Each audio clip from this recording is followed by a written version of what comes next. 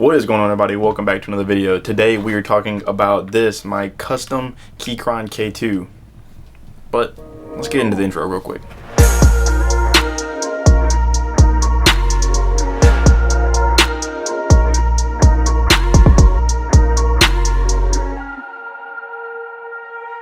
So I'm going to give you some backstory on this thing, and then I'm going to talk about each individual part that went into this fully custom keyboard. If you want to know what all the parts are, I have them linked in the description below. And then there's going to be timestamps if you want to know certain things and certain parts. So just click on the timestamps, and just do that. So starting out, so this is actually the second one that I bought. The first one I bought was not hot swappable. The reason I wanted a new keyboard, other than the one that I had already, was they're both mechanical, but the one I had before was blue clicky switches, and I was so tired of the click. It was so loud. The Logitech keyboard that I had, it didn't give me any problems.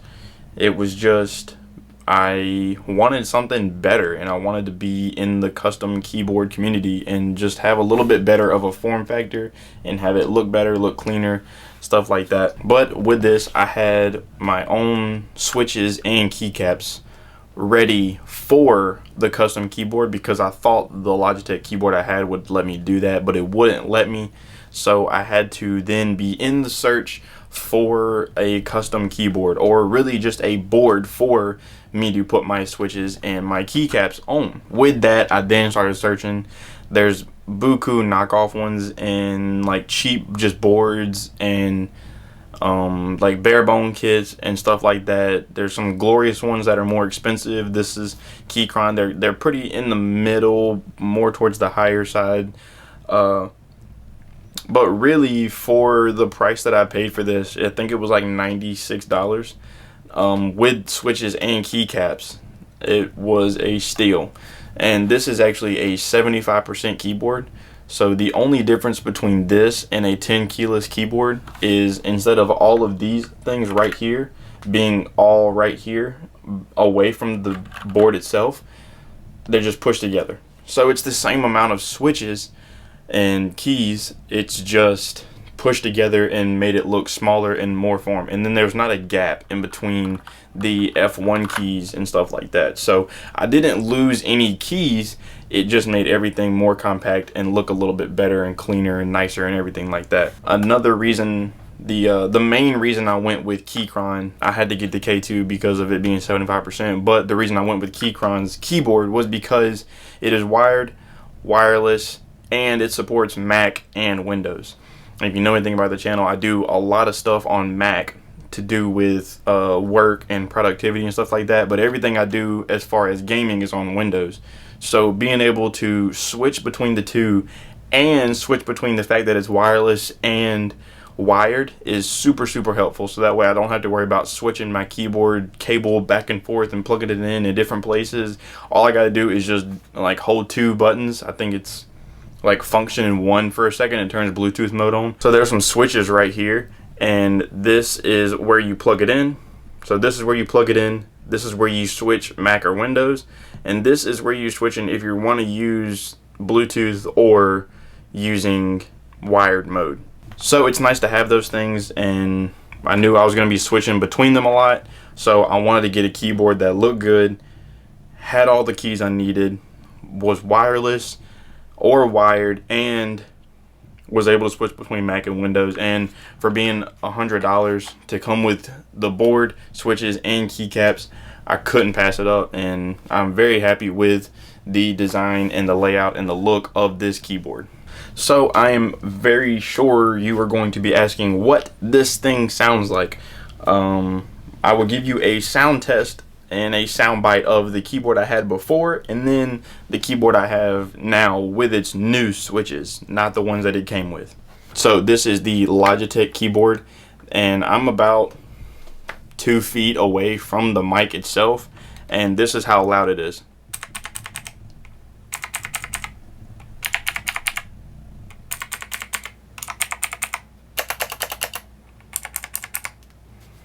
So yes, I do have some switches missing, but just disregard that. So now my new keyboard.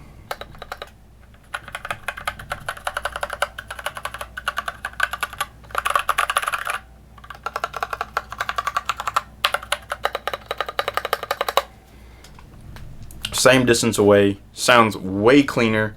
These switches are not tactile, they are linear, unlike the clicky ones that are tactile that are in the Logitech keyboard I had. So that was another thing. The actuation point and the click of the keyboard was so annoying after a while that I literally just couldn't take it. That it was so annoying to listen to, and even on my stream you could hear click click click click click click click while I was playing games. So I'm very happy now that it's not like that. So the switches that it came with was these red switches.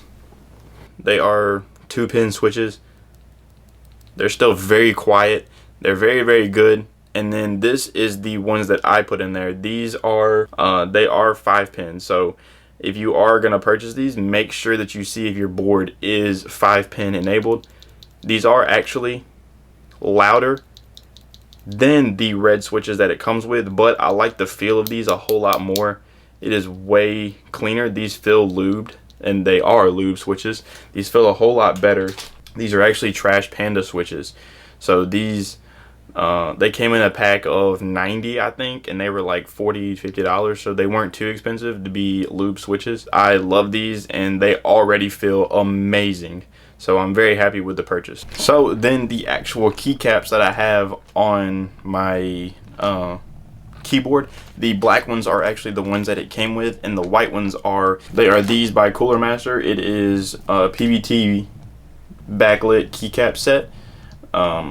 It was $20 for this whole keycap set.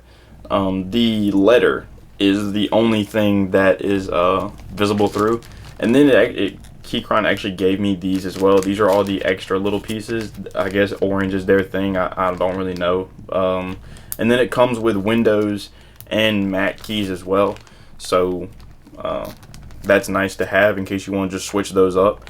But this came with the full set. One thing I will tell you is, as far as this 75% layout, the only thing you have to watch out for if you're going to get custom switches for this thing is this switch right here.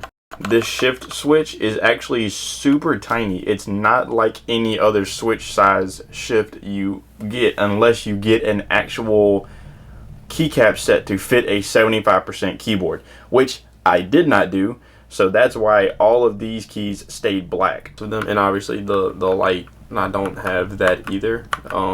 It should be on. It's just kind of, yeah, it's kind of hard to see in the fact it does have a bunch of different light modes if you like go through it, and then if you hit function in that as well, and then function in the arrow keys, it cycles through a bunch of different ones.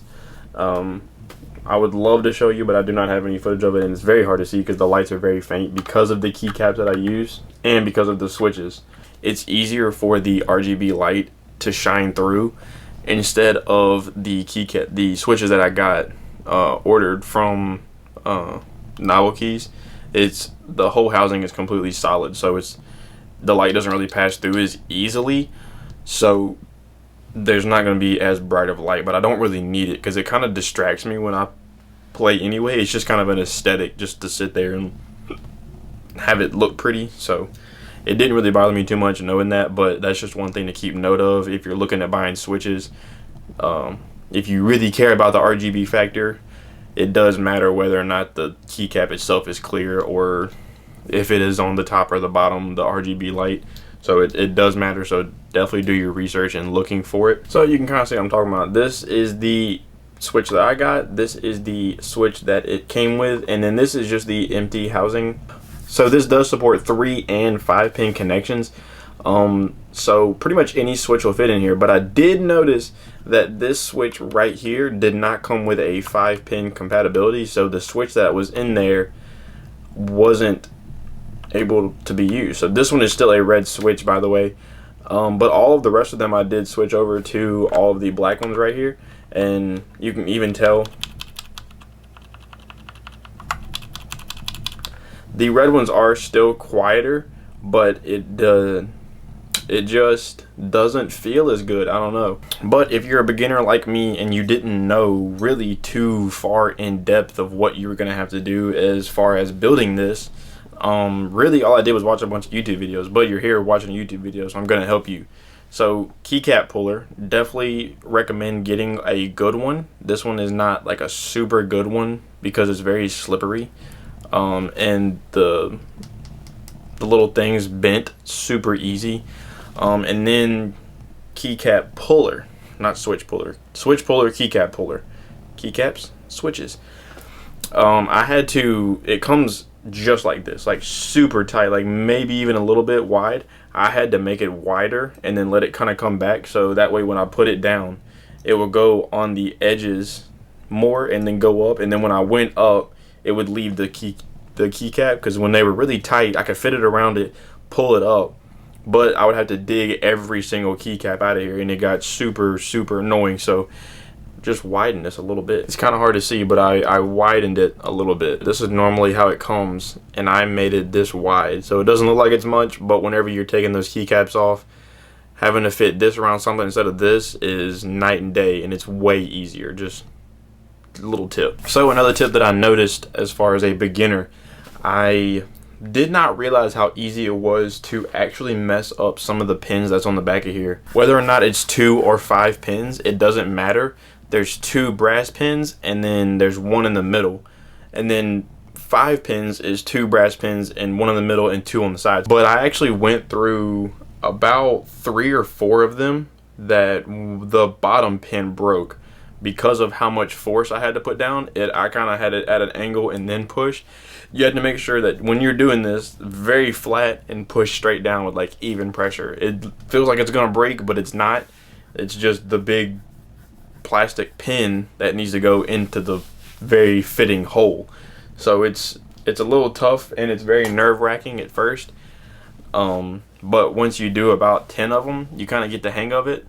But if you feel like you might have messed up, or even if you didn't think you did, definitely go on Word or on Google and hit every single key and see if it works, because I was about to play in stream yesterday, and I had to like switch 2 or 3 of the switches out because I was trying to hit the button and nothing was happening. I couldn't even type the game title. So definitely test it, make sure everything's working, make sure they're all in the right spot, which sounds stupid, but trust me, it can happen. It's just a little bitty cap and you just put it on top. But yeah, overall, this keyboard is absolutely amazing. Like I said, if you want to know where all the parts came from or anything like that, I will leave it in the description below, so you can just click the links and the full parts list will be there. And the only thing I can recommend doing is do a lot of research, watch a lot of videos, watch this video again.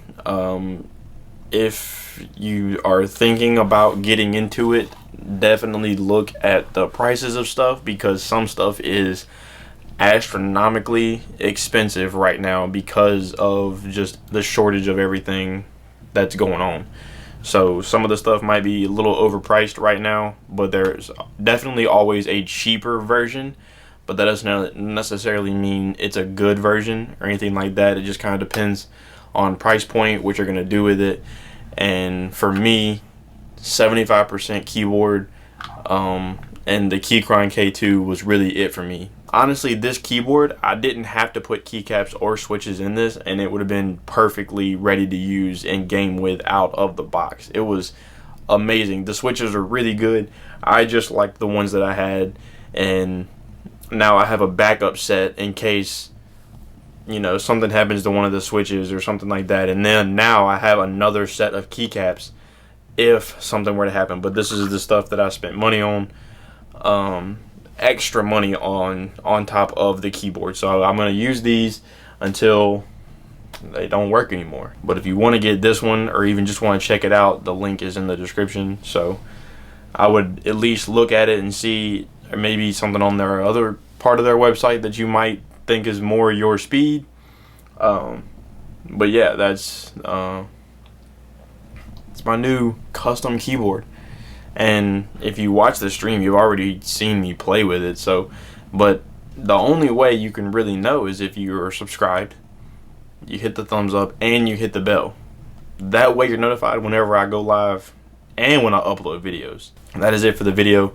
I do want to say thank you to everyone who stayed to the end, who watched, who likes, who subscribes, who has the bell.